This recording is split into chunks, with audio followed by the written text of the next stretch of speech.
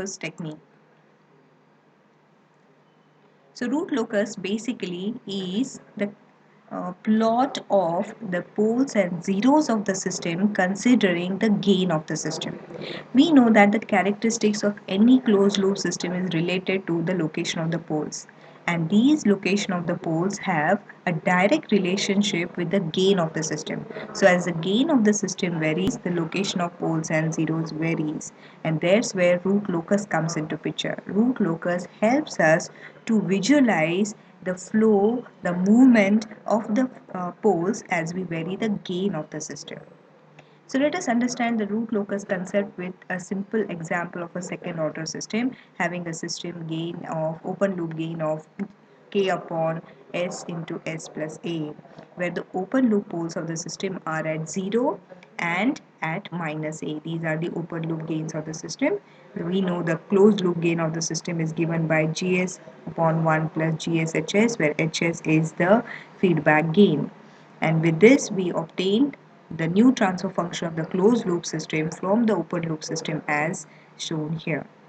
We are now interested in finding the poles or the roots of the system. To find the poles or the roots of the system, what we need to do is find the characteristic equation. We find the characteristic equation by equating the denominator to 0. So here, as you see, we have equated the denominator to 0 and obtained the poles of the system. So these are the poles of the system which we have further readjusted, simplified so that we obtain the poles as shown here. So S1, S2 are the poles of the system obtained by from the characteristic equation of the closed loop system, where minus a by 2 plus minus root of a by 2 square minus k represents the poles of the system. Now you see here that the poles of the system is directly dependent on the gain of the system gain. So as the k varies, we are very sure that S1, S2 are bound to change. So there is a direct impact of the gain of the system on the location of the poles of the system. And this is what we are going to observe in the concept of root locus, how this k varies the location of S1, S2. To understand that, we'll now plot the two poles of the system for various conditions on the gain of the system. So we'll first of all understand the gain of the system. We'll consider various cases of gain of the system as k as 0. We get the poles of the system as S1 as 0 and S2 as minus a. With k as 0 here, we obtain S1 as 0, S2 as minus a, which are nothing but the open loop poles of the system. With k in the range from 0 to a square by 4, we obtain the roots to be real. So this k is having a range from 0 to a value which is less than a square by a square by 4, and therefore this square root will always have a positive term. Since the square root will always have a positive term, right, the poles are going to be real and distinct. Now, as k takes a value a square by 4, when k exactly becomes a square by 4, this term becomes 0, and now we have S1, S2 both taking the similar value at minus a by 2. So S1, S2 are having the same values minus a by 2 when k takes a value a by 2 square. And finally, when k takes a value a square by 4 greater than a value of k takes a value greater than a square by 4, the roots become complex because now we have a minus sign in the square root. A minus sign in the square root indicates a complex j term coming into picture. So S1, S2 becomes complex when k takes a value greater than a square by 4. So if you observe all the cases, we have taken the k ranging from 0 to infinity. So as k takes a value 0 to infinity, we observe that the poles are varying, taking some different values. And now let us visualize these poles, how they vary on a graphical basis. So let us now plot this condition. To start the plot, let us begin with the first condition when k was 0. So when k was 0, we had obtained the poles of the system at one pole was at 0, another pole was at minus a. When k was 0, we had obtained S1 as 0 and S2 at minus A, and this is what is plotted here. We have a pole at 0, we have a pole at minus A, and these are the values when K is 0. Now let us change the system gain. Now let us take K as 0 to A square by 4. So when K takes a value 0 to A square by 4, the roots are real and distinct. So roots, the poles remains on the real axis. That is the meaning. When K is changing from 0 to A square by 4, roots are real. So roots are still on the real axis. The poles, the roots are still on the real axis when K takes a value 0 to A square by 4. When K takes a value A square, exactly A square by 4, roots are real and equal and have a value minus A by 2. So when K takes a value A by 2 square, this term becomes 0, and now both the poles are taking same value at minus A by 2. So somewhere here is where we get minus A by 2. So let us look at that. So now we observe here. So when A takes a, when your K is having a value A square by 4, the poles start to move. So this pole moves at a location minus A by 2. This pole moves at a location minus A by 2. So both the poles have moved to a location minus A by 2. And now if we take a K value which is greater than A square by 4, we know that the roots become complex, the poles become complex. So poles become complex means now they leave the real axis. Right? The poles which have come to a point at minus A by 2 now leave the real axis. So at this is the point where the poles leave the real axis and become complex. And therefore, we now see that one pole takes a value which is along the positive j omega axis, and one pole takes a value which is along the minus j omega axis, because the poles are complex conjugate. So now we have the poles which are becoming complex. So when the poles become complex, we have some j omega value associated with it. So the poles now move in a direction parallel to j omega axis. Right, the other pole moves in a direction which is along the minus j omega axis. So this is how the poles move in a direction when K takes a value greater than A square by 4. So this is the complete plot of this is shown here for various values of K, and this particular point where the poles leave the real axis and become complex, this point is called as the breakaway point. This particular point is called as the breakaway point. So this breakaway point is very significant in the root locus because it tells us when the poles takes the value of becoming complex.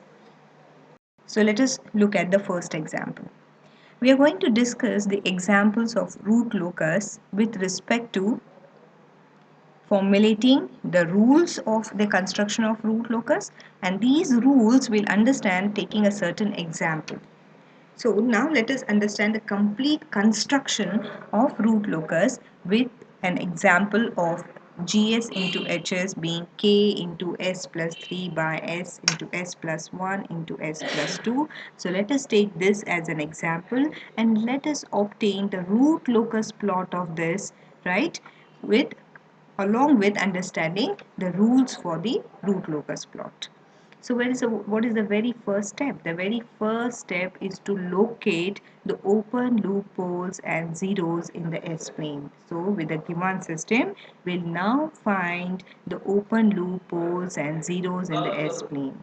So this is the system transfer function, right? And this system transfer function, we know HS is 1. So this is nothing but the open loop transfer function of the system.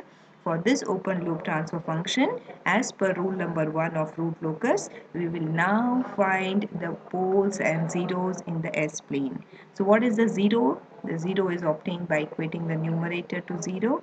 So we get here S is equal to minus 3.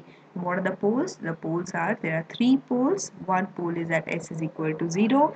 Another pole is at S is equal to minus 1. And the third pole is at S is equal to minus 2. So there are 1 0 and 3 poles in the system. So the number of zeros, we'll assign Z for number of zeros. So number of zeros is 1.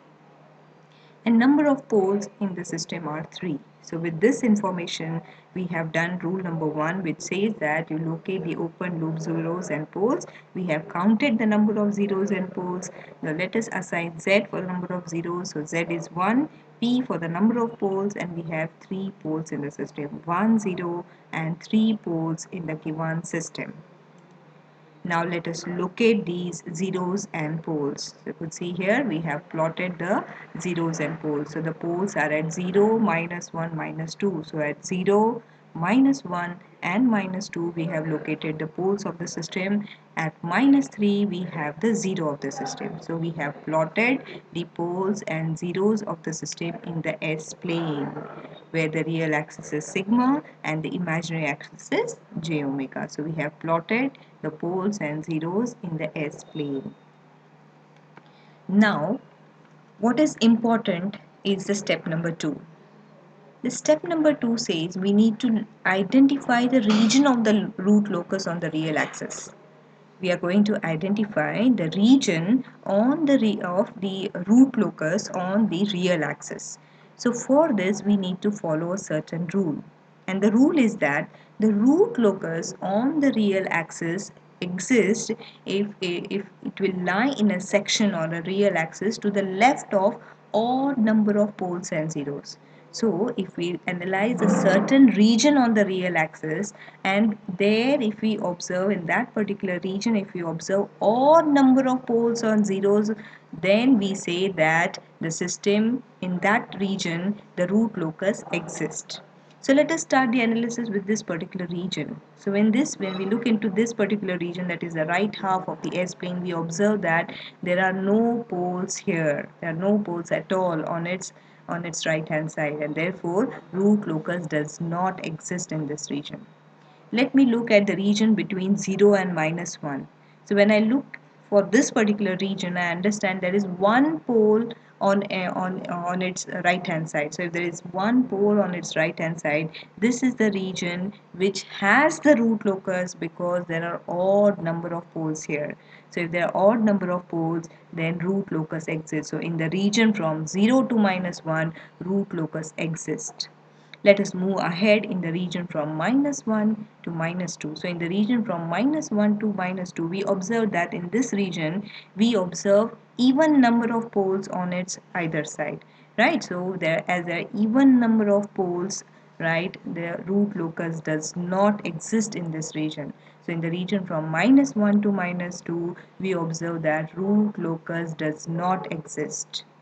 Moving to the third region, in the region from minus 2 to minus 3. With respect to this region, we observe that there are 3 poles, odd number of poles on its right hand side. Therefore, root locus exists. So if we see odd number of poles or zeros, then the root locus exists. So in the region from minus 2 to minus 3, root locus exists. And let us move to the last region from minus 3 to minus infinity. So when we are talking about this particular region, we observe there are even number of poles and zeros on the right hand side. So root locus does not exist in this region. So we have identified two regions where root locus exists. One region is this region, and another region is this region. So 0 to minus 1 root locus exists, and the region from minus 2 to minus 3 root locus exists.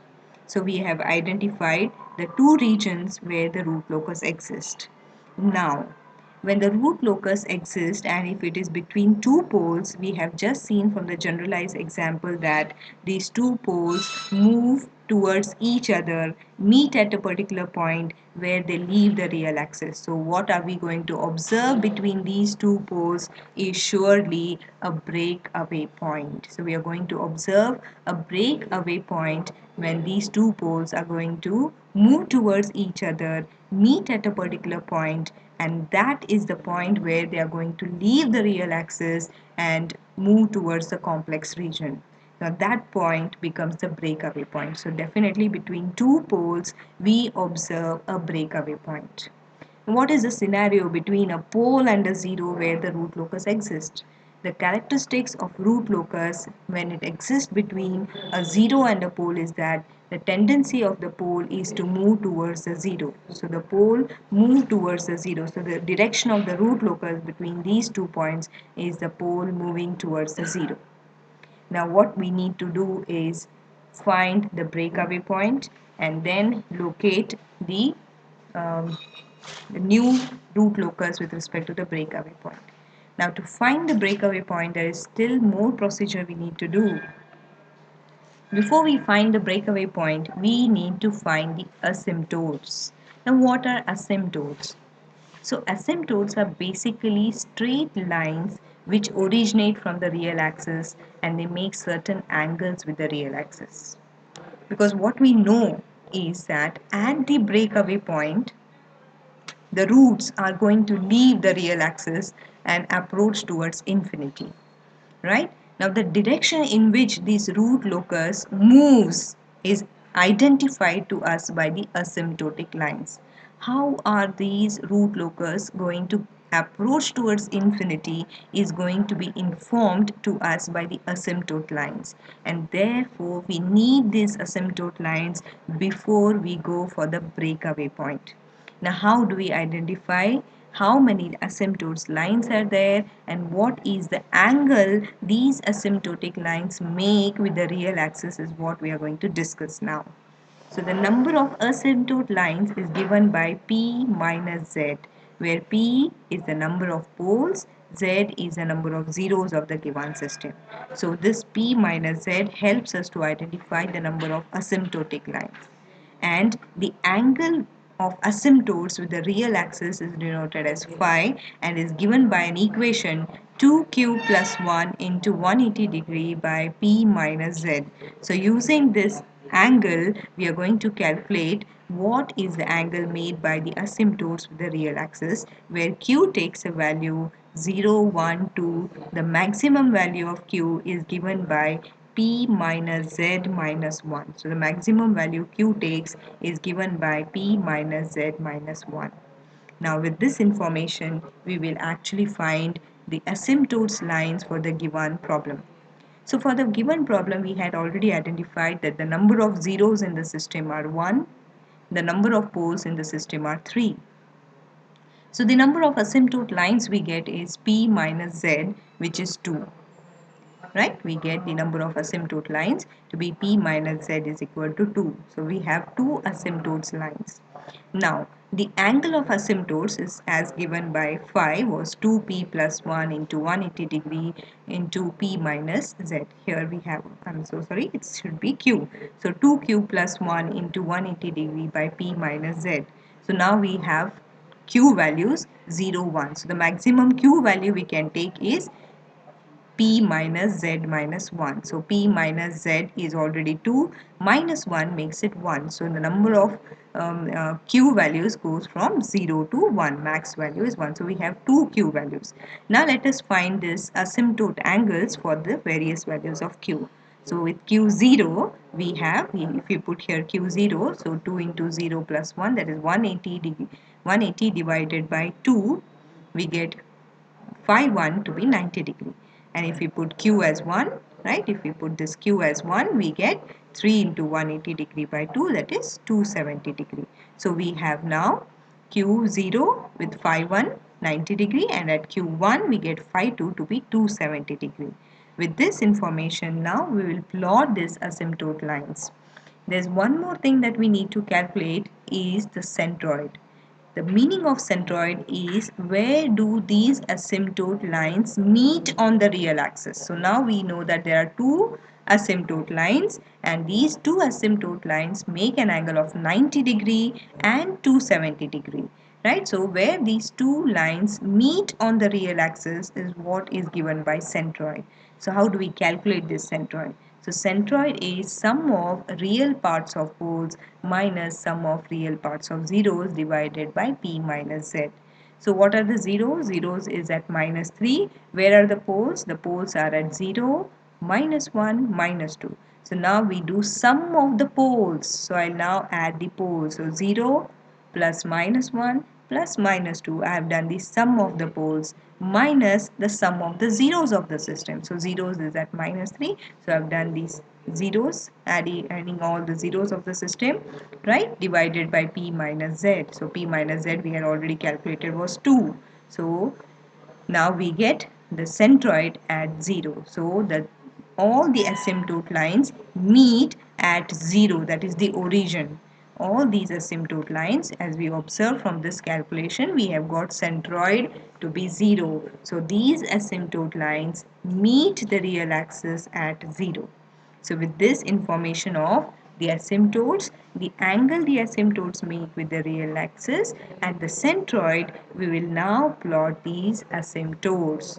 So as seen, this is the earlier poles and zeros of the system, and now these dotted lines as shown are the asymptotes. So one asymptote makes an angle of 90 degrees. You could say that this asymptotes make an angle of 90 degree with the real axis, and another asymptote is at an angle of 270 degrees. So this is another asymptote. And where are these two asymptotes meeting? These two asymptotes meet at centroid. And what is the centroid we have obtained? The centroid is at 0. Right, the centroid that we have shown is at 0. So this is the centroid. So these two asymptotes meet at centroid. Now with this asymptotes, right, we will now calculate the breakaway point, and then with these asymptotes and the angle with which these asymptotes meet each other will help us or guide us to draw the location of the root locus once they move away from the breakaway point. So what we need to do now is calculate the breakaway point. The procedure to calculate the breakaway point is to get the characteristic equation. So the characteristic equation is 1 plus GSHS is equal to 0. Now using this characteristic equation, we know that GS into HS was given to us as this value. We have put this 1 on the other side and obtained a minus 1 here. Now we'll cross multiply and obtain the K value. So we have obtained the K value as minus into S cube plus 3S square plus 2S. So with this term we have multiplied, put it on the other side, divided by S plus 3, we have obtained the K value. Now to find the breakaway point, we need to differentiate this with respect to S. The next step is to differentiate this K with respect to S. So we have differentiated this K with respect to S. We have applied the UV rule of differentiation here. Applying the UV rule of differentiation, we have obtained dk by ds. Now we set this dk by ds to 0 and we get an equation which is a cubic equation, which is minus 2s cube minus 12s square minus 8s minus 6 is equal to 0. And simplifying this third order system, we get the three roots of the system, and these three roots of the system are S1 as 0.46, S2 as 3.87 and S3 as 1.65. So we differentiated this K with respect to S and then equated this differentiated term to 0. Equating this differentiated term to 0, we got a cubic equation as shown here. And this cubic equation, the solution for this, we obtain three roots of the system and the three roots are as shown here. Now what is interesting is to locate these three roots on the S plane where the root locus actually exists. So this is where we had already identified that these are the locations where root locus exists. Root locus exists at between 0 to minus 1 and another root locus exists between minus 2 to minus 3. Now we will identify where the breakaway point actually fits. So minus 0.46 was the first solution we had obtained, and this minus 0.46 as we see would lie between 0 to minus 1, and we know that the root locus exists between 0 to minus 1, and therefore we surely say that this particular point is correctly applicable as the breakaway point because it fits between 0 to minus 1. So we select S1 as the correct breakaway point. What about S2 and S3? So So you could see here S2 is having a value of minus 3.87. Minus 3.87 lies in a region where root locus does not exist, and therefore we discard, we do not consider S2. And S3, the third solution, is minus 1.65. As seen, minus 1.65 again lies in a region where root locus does not exist, and therefore we again discard S3. So the only breakaway point which fits correctly in the region where root locus exists is minus 0.46. So we select S1 as the correct solution for the breakaway point. So we have obtained our breakaway point, and the breakaway point that we obtained was minus 0.46. So we'll now locate this minus 0.46 in the region from 0 to minus 1, and we have obtained the breakaway point. So now let us complete the root locus plot. So these are the poles and zeros of the system. We know root locus exists between 0 to minus 1, and the second root locus exists between minus 3 and minus 2. Now, as the root locus exists between the two poles, we know that the characteristic of the root locus is that the two poles move away from each other. They move towards, they meet at a particular point, and we know that this particular point is the breakaway point. We have already calculated this breakaway point, and the breakaway point value which we had obtained was minus 0.46. So this is the point where the two roots move as we increase the k value, right? As we increase the k value, the two poles move towards the breakaway point, and here is the point where they meet and leave the real axis. And how do they move? You could see the root locus moves in a direction parallel to the asymptote lines. And where are the asymptote lines? You could see here these are the asymptote lines, and that's the reason why we had plotted it. This tells us the direction in which the root locus moves. So whenever the root locus moves, leaves the real axis, it always moves in a direction parallel to the asymptote lines. So one pole moves in a direction to asymptote line 1, and another pole moves in a direction opposite to the asymptote line 2. So these asymptote lines, the reason of why we have these asymptote lines is it guides us to draw the root locus. So how do we draw the direction of this? We draw the direction of this root locus in a direction parallel to the asymptote lines. So this particular root locus moves in a direction parallel to the first asymptote line, and the other moves in a direction parallel to the second asymptote line. So you could see here this is the second asymptote. This is the second root locus moving in a direction parallel to the second asymptote lines. So this is the characteristics of the root locus between 0 and minus 1. What is the characteristics of the root locus between minus 2 to minus 3? There is no root locus here in the region from minus 1 to minus 2. We know root locus exists now between minus 2 to minus 3. And what we had discussed is the characteristic of the root locus between a pole and a zero, right? Between a zero and a pole, what is the characteristics of the root locus? The characteristic of the root locus is that the pole moves towards the zero, right? So this is how the root locus direction is in the region between minus 2 to minus 3. So the plot with the green line shows us the complete plot of the root locus. So this is how we have plotted the root locus for the given problem.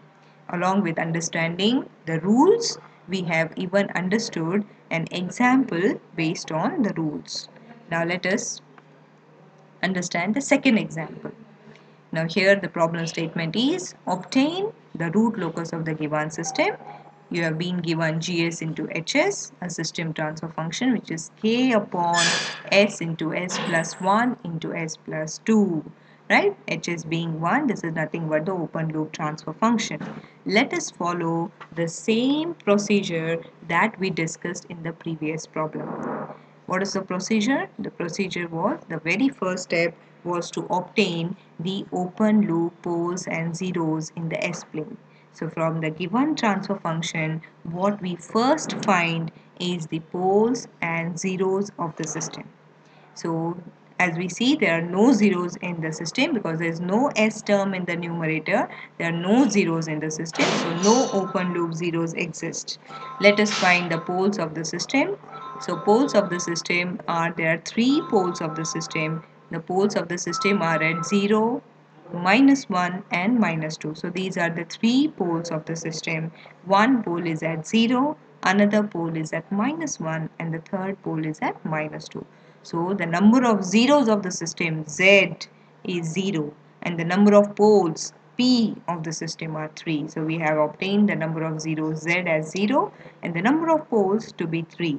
With this information of poles and zeros of the open loop system, we will first of all plot them in the S-plane. So this is the plot of the three poles that we have obtained from the open loop system. The three poles are at 0, -1 and -2. With this plot of poles and zeros, the next step is to find the region of root locus. Where do the root locus exist in the S-plane? Okay, so what we now discuss is rule number 2. Locate the root locus on the real axis. Locate the root locus on the real axis. So now let us locate the root locus on the real axis. So let us start with this region. So in this region we observe that there are no poles on the right hand side. So no poles means no root locus exists. So in the region in the right half plane, in the S plane, no root locus exists. Moving to the next region is between -1 and 0.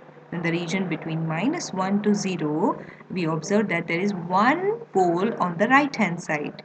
Right? So odd number of poles on the right hand side gives the existence of root locus. So here is the first region where we have identified that the root locus exists. So root locus exists between 0 and -1. Moving to the next region between -2 to -1, in this region we observe even number of poles on the right hand side. So even number of poles indicates that there is no root locus. Root locus exists only if there is odd count on the right hand side. So as we now have an even count in this region, and we analyze, there are even number of poles on the right hand side. So even number of poles indicates that root locus does not exist. So root locus does not exist in this region. Moving to the third region of analysis, the region greater than -2 to up to -infinity. So minus infinity to -2, we observe that there are odd number of poles on the right hand side. Odd number of poles indicate that the root locus exists. So we observe there are two regions for the given problem, and there are two regions where the root locus exists. So root locus exists between 0 to -1. Root locus exists from -infinity to -2. This is a region where root locus exists, and the other region is -1 to 0. There is no root locus from -2 to -1. With this identification of the root locus, we'll now identify that there is an existence of breakaway point. Whenever a root locus exists between the two poles, we are bound to have a breakaway point. The characteristics of root locus between the two poles is that the two poles move towards each other, meeting at a particular point, and the point where they meet and leave the real axis, we call it as the breakaway point. And therefore we observe that there is existence of a breakaway point between the two poles. And now we are to find the breakaway point. To draw the root locus, we need to first find the point where these two poles meet each other and leave the real axis. So the next analysis is to do with the breakaway point. Before we find the breakaway point, we need to analyze the asymptotes, the angle of asymptotes, and the centroid where these asymptotes meet. Let us analyze the asymptotes, the number of asymptote lines and their angles. So we know that the number of asymptote lines is given by P minus Z. So P minus Z informs us the number of asymptote lines present. So we know P is 3, the number of poles in the system is 3, the number of zeros in the system is 0. So P minus Z gives me 3 asymptote lines. So there are 3 asymptotic lines for the given problem. Now let us find the angle which this asymptotes line make with respect to the real axis. Right? So friends, this is Q. Let me make the correction. So let us now find the angle made by these asymptote lines. So we have to find the phi angle. The phi angle is given by 2q plus 1 by p minus z into 180 degree. What is the q? The q is given by 0, 1 up to p minus z minus 1. So what is p minus z minus 1? P minus z is already 3. 3 minus 1 means 2. So the highest value q takes is 2. The highest value which q takes is 2. So we need to now find the angle of these asymptotes with q as 0, with q as 1 and q as 2. So let me first start with q as 0. So with q as 0, we'll find the first angle, right? With q as 0, we get 180 degree divided by 3, p minus z is 3. So 180 by 3 gives me 60 degree. Let me find the next angle which the asymptotes make. The next angle is with q is equal to 1. So with q equal to 1, 2 into 2 plus 1 is 3. 3 into 180 degree by 3 gives me an angle of 180 degree. Let me find the third value of the angle for q as 3. Substituting q as 3, we get here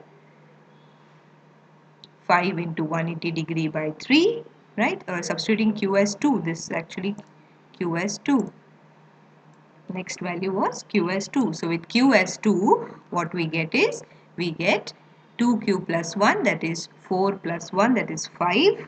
5 into 180 degree divided by p minus z, which is 3. So 5 into 180 degree by 3 gives me an angle of 300 degrees. So we have now obtained the angle of asymptotes for the 3 asymptotic lines, which are 60 degree, 180 degree and 300 degree. So we have obtained all the asymptote angles. So there are 3 asymptotic lines and there are 3 asymptotic angles at 60 degree, 180 degree and 300 degree. To draw the breakaway point, to draw the how the root locus moves away from the breakaway point, we need these asymptote lines. Now, before we actually proceed with finding the breakaway point, we need to calculate the centroid. So what is centroid? Centroid is the point on the real axis where these asymptote lines meet. So what we are now going to calculate is the centroid for the given problem, which is sum of real parts of poles minus sum of real parts of zeros divided by p minus z. So let us sum all the poles of the system. So sum the poles of the system are at 0, minus 1, minus 2. If we do the sum of these poles, we get it as 0, minus 1, minus 2. Zeros of the system, there are no zeros in the system, so sum of real parts of zeros is 0. So dividing this by 3, p minus z is 3, gives me a centroid value of minus 1. So we obtain centroid at minus 1. So minus 1 is the point where these asymptote lines meet the real axis. So with this information of number of asymptote lines, the angle which the centroid, the angle which these asymptotes line make with the real axis and the centroid information, let us now plot the asymptotes. So here is the plot of the asymptotes. So this is the first asymptote line which makes an angle of 60 degree with the real axis. You could see here, this is the first asymptote line phi 1 which makes an angle 60 degree with the real axis. The second angle phi 2 makes an angle of 300 degrees. You could see here with respect to real axis, a 300 degree line is shown here. So this is phi 2, which makes an angle of 300 degrees with the real axis. And where is the third asymptote? The third asymptote is phi 3, which makes an angle of 180 degrees. So this is the third asymptote which makes an angle of 180 degree, which is along the real axis, 180 degree, which lies along the real axis. So we have shown all the three asymptotes. And where do these three asymptotes meet? The three asymptotes meet at the centroid, right? The point where these three asymptote lines meet the real axis is the centroid, and the centroid value that we had calculated was -1, and -1 is also a pole of the system.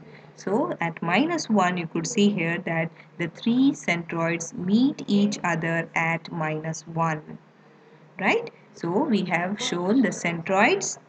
We have shown the projection of the centroids with the angle with which these centroids make with the real axis, and these three centroids meet each other at a point on the real axis which we call as a centroid, and the centroid we calculated was a value of -1. So -1 is the point where the three centroids meet each other. With this information of the breakaway, with this information of the centroids and the asymptotes, we'll now calculate the breakaway point. So the procedure of finding the breakaway point is the same. We start with the characteristic equation 1 plus GSHS is equal to 0. We substitute GS, HS as given in the system. So GS into HS is K upon S into S plus 1 into S plus 2. This is the given system transfer function GSHS. We have substituted GSHS as this. What we did now is we have pushed this 1 on the other side, making it -1, right? So now we have an equation as shown here. In the next step, we have pushed the denominator to the right hand side, giving it a minus of the terms. We have multiplied the terms and we have obtained it as s cube plus 3s square plus 2s. Right? We have obtained s cube plus 3s square plus 2s. Right? And there's a minus sign which is seen. So this is the k value that we have obtained. So what is the next step for the breakaway point? Is to differentiate this k with respect to s. The next point is in the breakaway point calculation is to differentiate this k with respect to s. So in the next step we have differentiated this k. The differentiation gives us this. So we get 3s squared plus 6s plus 2 obtained by differentiating k with respect to s. To find the breakaway point, we need to we need to equate this to 0. So we have equated this dk by ds to 0, and we get an equation which is a quadratic equation. And we know a solution of quadratic equation can be obtained using the form of minus b plus minus b square minus 4ac by 2a. So we can apply the quadratic equation rule and obtain the two roots for the second order system here as shown. And the two roots by simplifying this, so minus b is minus 6 plus minus b square becomes 36 minus 4ac. So 4ac becomes 4 into 2 into 6 into 3, giving me a value of 24. Simplifying this, we obtain the square root term as 12. Further separating the denominator terms, we obtain this roots of the system to be minus 0.43 and minus 1.57. So we have simplified the given equation and obtain the two roots of the system, which is S1, S2, S1 being minus 0.43 and S2 is now minus 1.57. So we have calculated the two roots of the system, and these two values are actually the breakaway points. But we need to analyze these breakaway point with the location where the root locus exists and select the correct breakaway point, right? So we'll now compare the roots that we have obtained with the location where the root locus actually exists. So this is what we have already done at the start. We have analyzed the given system for the root locus existence of the root locus region in the S-plane. So we know root locus does not exist in the region in the right half of the S-plane. The root locus exists between 0 to -1, and root locus exists from -infinity to -2. So there is no root locus in the region from -2 to -1. This analysis what we have already done when we started the example discussion. Now we'll try to map the solution that we have obtained. So the two breakaway points that we have obtained is -0.43 and -1.57. So with these values of S1, S2, we'll identify the correct breakaway point. So as seen, S1 has a value of -0.43. So S1 -0.43 lies in the region between 0 and -1, right? -0.43 lies in the region between 0 to -1, and therefore it lies in a region where root locus exists, and therefore S1 is the correct breakaway point. What about S2? S2 lies in a region between -1 and -2. It has a value -1.57, and it lies in a region between -2 to -1. So S2 lies in a region where root locus does not exist, and therefore S2 is discarded. We discard S2 and we obtain only one breakaway point, which is the correct breakaway point, which is -0.43. So with this analysis, we have identified the correct breakaway point. We had obtained two breakaway points, but S1 lies in a region where root locus exists. S2 lies in a region where root locus does not exist, and therefore we select S1 as the correct breakaway point and we discard S2, which is not in the root locus region at all. So the correct breakaway point is -0.43. So with the identification of the correct root locus, now let us try to plot the root locus. So you could see here, these are the three poles of our system. We have identified the breakaway point. So this is the breakaway point. So the breakaway point was -0.43. So this is the region where the root locus leaves the real axis, right? So these two poles move towards each other, and at the breakaway point they meet each other and leave the real axis, right? So breakaway point tells us the region where the root locus leaves the real axis. So as we increase k, as we increase the gain of the system, these two poles, right, these two poles move towards each other, right? They meet each other at this breakaway point, which is at -0.43, and from this they leave the real axis and move towards infinity. Now, what is the role of these asymptote lines? So these asymptote lines guide us in drawing the root locus when it moves towards infinity. So the characteristics of the root locus is that the root locus goes parallel with the asymptote lines. So at this breakaway point, when the two poles meet each other and they're going to leave the real axis, as seen, these poles move in a direction which is parallel to the asymptote line. So you could see here one pole moves in a direction which is parallel to the first asymptote line phi 1. The second pole moves in a direction which is parallel to the second asymptote line phi 2. So this is the path which the poles take when they move away from the real axis and move towards infinity. And this is the significance of these asymptote lines. So this is the reason why we draw these asymptote lines in the S-plane, so that it guides us in a way that we can draw the root locus when it leaves the real axis and becomes complex. Right? So at the breakaway point, when the two poles meet each other, right, they are going to leave the real axis, and in what direction do they flow? They move in a direction parallel to the asymptote line. So this is the first direction which the one pole takes parallel to phi 1. The second pole moves in a direction parallel to phi 2. So the plot in the green line is the plot of the root locus. So this is the region where the root locus exists. Where is the second region? The second region where the root locus exists was minus infinity to minus 2, and we know that the characteristics of the root locus is to move the pole away, right? So this is the direction. So this phi 3 helps us to tell the direction in which this particular pole moves. So this particular pole moves along the direction of this line, which is the third asymptotic line. So these asymptotic lines together is providing us a guidelines to identify the direction in which the root locus moves. So this is how we have shown the plot of the root locus. There's one more interesting thing that we observe here.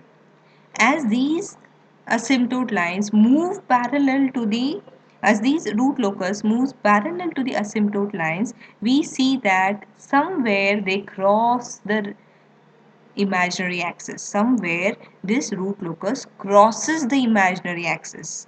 Now we are to get the complete information of the root locus, we need to know at what value are they crossing the imaginary axis.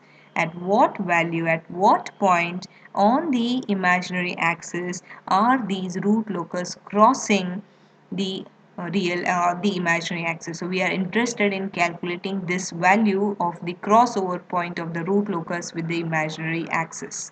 So we are interested in calculating this value and this value. Then we have a complete information of the root locus. Otherwise the root locus is still incomplete since we can't project this particular point at this particular stage. So the next rule which was earlier absent in the earlier example, because in the earlier example we see that the root locus moved parallel to the imaginary axis and therefore there was no crossover point. But in this second example we see that the root locus crosses the imaginary axis and therefore there is an intersection of the root locus with the imaginary axis. So whenever there is an intersection of the root locus with the imaginary axis, we need to calculate this intersection point. How do we calculate it? So we again have to use the characteristic equation. So we'll use the characteristic equation given by 1 plus GSHS is equal to 0. Substitute the given GSHS of the problem. So this is the GS into HS what was given to us. Now we'll cross multiply it and simplify, and we obtain the characteristic equation as S cube plus 3S square plus 2S plus K. So cross multiplying this, we obtain the characteristic equation of the system, which is given as this. Now we need to use the Routs-Hurwitz criteria to find the value of K. We need to find the value of K so that we find the intersection of the root locus with the imaginary axis. So to find the K, we need to make use of the Routs-Hurwitz criteria. Using this characteristic equation, we first have a plot of the roots array. So we know the roots array starts with the highest power, S cube, S square, S raised to 1 and S raised to 0. Let us put the coefficient of S cube. The coefficient of S cube is 1. We pick the alternative coefficient. So 1 and 2 are the first elements of the row. Next, moving to S square. The coefficient of S square is 3. Picking the alternative element, the next element is K. So we have filled the first two rows of the roots array. How do we calculate the third is we cross multiply. So we multiply 3 into 2 minus K into 1 divided by 3 and we get a term here. Since there are no further terms on the other side, this term becomes 0. And further cross multiplying this, we obtain the last term to be K. So this is how we have obtained the roots array from the characteristic equation. We need to now simplify this roots array and find the value of K. So we'll find the value of K from the roots array. To find the value of K, we know that this has to be equated to 0 and find the value of K, which keeps the first column to be positive, right? So we equated this term 6 minus K by 3 to 0 and found the K value. So the max K value is 6. So With this k value, now we'll formulate a new auxiliary equation above s raised to 1, which is for s raised to 2. So we'll formulate a new auxiliary, new characteristic equation with using the term which is above the term which we had used to calculate the k. So we had used s raised to 1, this particular element, this particular row of the roots array to calculate k value. We formulate the new auxiliary equation using a row above this, which is s square row. So what is the equation? New auxiliary equation, new characteristic equation looking at this is 3s square plus k into s raised to 0, which is simply k equated to 0. So the new auxiliary equation we obtained is 3s square plus k is equal to 0. We obtained this auxiliary equation, right? And now we'll substitute k. When we substitute k, the only term which is unknown is the s square term, and simplifying this s square term, we obtain the s value as plus minus j root of 2, and this is the value, friends, that we have obtained, which is nothing but the value where the root locus crosses the imaginary axis. So the root locus crosses the imaginary axis with a value at a value of j root 2 and minus j root 2. So this root locus crosses the imaginary axis at a value j root 2, and the second value is at minus j root 2. So let us show this in the root locus plot. So you could see here we have shown this crossing of the root locus with the imaginary axis. So this is the point where the root locus crosses the imaginary axis. So on the positive scale it is j root 2, or the negative scale it is minus j root 2. Now this is a complete plot of root locus showing even the intersection of the root locus with the imaginary axis. To find this intersection of the root locus with the imaginary axis, we need to make use of Routh-Hurwitz criteria. Now let us move on to one more example. So the question is, obtain the root locus plot of the given system. So GS into HS is given to us, and we have been informed to calculate the root locus plot of this particular example. So following the same rules that we had been doing for the earlier problems, let us do the step 1, wherein we locate the poles, open loop poles and zeros of the system. So observing the given transfer function, we come to know that there are two zeros in the system, right? And there are two poles in the system.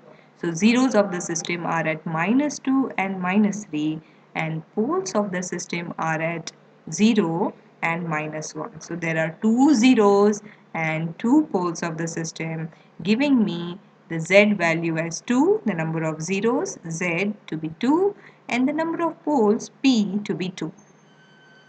So from the given transfer function, we have calculated the number of zeros and the number of poles of the system. The next step is to locate this in the S-plane. So we have taken the S-plane comprising of the real axis sigma and imaginary axis j omega. We have plotted the two poles and the two zeros of the system. So we have two poles at 0 and minus 1, and we have two zeros in the system at minus 2 and minus 3. So you could see here we have plotted the two zeros of the system and the two poles of the system. So the two zeros are at 0 and minus 1, and the two zeros of the two poles are at 0 and minus 1, and the two poles are at minus 2 and minus 3. So this is the scenario for the given problem. Now with this, what we need to analyze is the region where the root locus exists. For the given plot of poles and zeros, we need to identify the region where the root locus exists. So let us do this analysis the way we had done it earlier, right? So let's start with this particular region. So we observe that there are no poles, no zeros on the right hand side. So this is the region where root locus does not exist. Moving to the region between 0 and minus 1. So the region between 0 to minus 1, right? There is one pole on the right hand side. So if there is one pole on the right hand side, root locus exists. So in the region between 0 to -1, there is one pole, odd number of pole on the right hand side. So if there is odd number of pole, root locus exists, and we identify the region that this is the region where root locus exists. Moving to the next region between -2 to -1. So in this region, we observe there are even number of poles on the right hand side. So even number of poles on the right hand side in the region between -2 to -1 clearly indicates that root locus does not exist. So there is no root locus in the region between -2 to -1. Moving to the third region between -3 to -2, we observe that there are three number of poles and zeros, odd count of poles and zeros on the right hand side, right? There are total three. The count is three zeros, sum of three zeros and poles, right? And therefore, odd count indicates that root locus exists. So in the region between -3 to -2, root locus exists. Beyond this root locus, the region from -infinity to -3, we observe even number of count of poles and zeros. So even count indicates that root locus does not exist. So in the region from -infinity to -3, root locus does not exist here.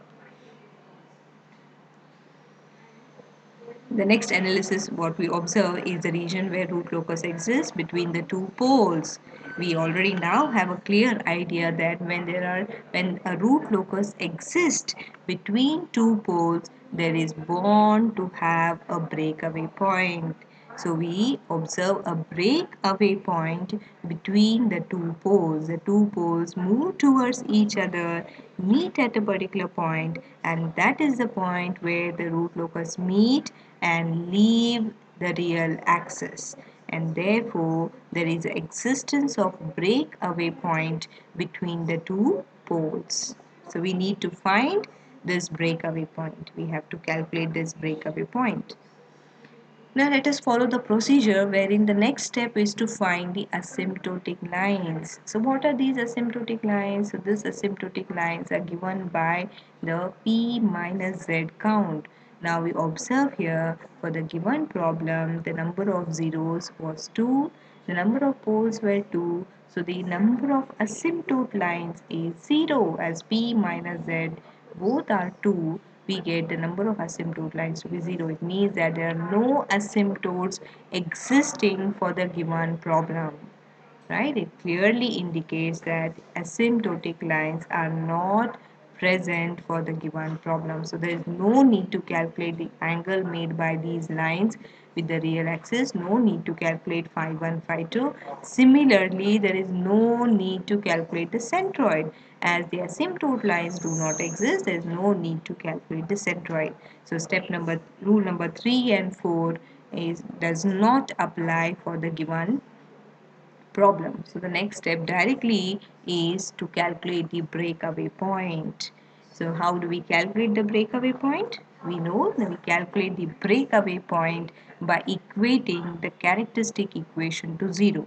So this is the given equation. Let us substitute GSHS. So GSHS as seen was given by this particular equation. We move this 1 on the right hand side and calculate K. So K turns out to be product of these two on the numerator and product of these two in the denominator. So S square plus S is the term on the numerator. S plus 2 into S plus 3 gives me S square plus 5S plus 6. So we have obtained the K value by equating this term on the right hand side. Now to calculate the breakaway point, we know the next step is to compute dk by ds. Differentiate this k with respect to s. So differentiating this k with respect to s, we need to apply the UV rule. So as seen here, we have applied the UV rule of differentiation and performed the differentiation of k with respect to s. Next step is to equate this differentiation to 0. So equating this differentiation to 0 simply leaves us with the term 2s square plus 6s plus 3 is equal to 0. So we When we differentiated this and equated to 0, this is the term which we have obtained. It is a second order system. So we can now have the two roots of the system simply by using the quadratic rule of roots, which is minus b plus minus root of b square minus 4ac by 2a.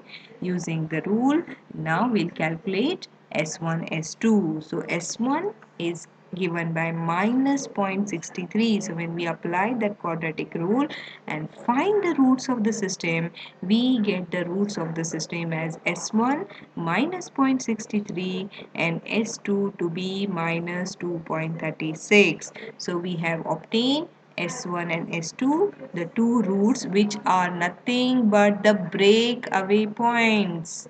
These two are the breakaway points we have obtained by first finding the characteristic equation, differentiating the characteristic equation with respect to S, and then equating the differentiation to 0. We obtain the two roots which are nothing but the breakaway points. Now we will identify whether these are the real breakaway points or is there any breakaway point we need to discard. So we'll compare these breakaway points with the location where the root locus exists. So we have already done this analysis earlier for the problem that the root locus exists in the region between minus 1 and 0, and root locus also exists in the region between minus 3 to minus 2. So there are two regions where the root locus exists. Now let us try to map the solution S1, S2 into the region where we have identified the root locus. So minus 0.63, as we observe, lies in the region between minus 1 to 0, and this is the region where root locus exists, and therefore minus 0.63 is accepted breakaway point. We can accept this minus 0.63 as our breakaway point. The next breakaway point is minus 2.36. Let us look where do this lie in the S-plane. So minus 2.36 lies in the region from minus 3 to minus 2, and therefore this breakaway point also is existing in a region where root locus exists and is therefore a valid point on the root locus. It exists in the region where the root locus exists, and therefore this is also an accepted point. So both minus 0.63 and minus 2.36 both lie in the region where root locus exists. So friends, we have seen that here both the locations, both the breakaway points are lying in the region where root locus exists, and hence both are accepted as the breakaway points.